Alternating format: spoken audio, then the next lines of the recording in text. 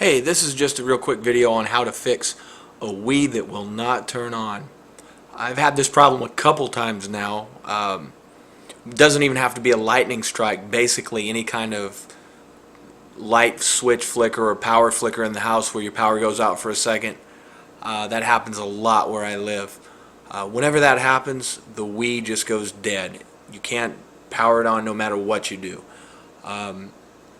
First time I had this problem, I thought the Wii was dead, basically. I unplugged it, I left it sit for a day or two, it didn't work. I read the instruction manual, I looked everywhere for a reset button. There really isn't a reset button on a Wii. After about a week of letting the unit sit, I plugged it back in and it worked. After I had already bought a Roku box to stream my Netflix through at that point.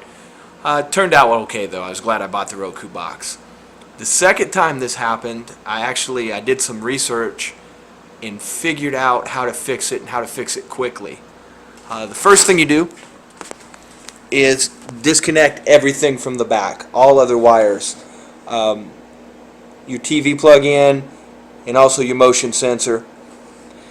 And then here's the important thing. You unplug it here from the back of the unit, but you also have to unplug it from the power source. Believe it or not, you have to unplug both ends of the power cord. Then you have to leave it sit for only about 2 minutes. Then you need to plug it back in, but plug it back in the first time straight into the wall, not into any kind of a power strip. After you plug it in straight to the wall, make sure that you don't have any other portions plugged in. Don't have it plugged in back to the TV or the sensor. Just the power cord plugged into the wall. At that point, press your power button and it should work.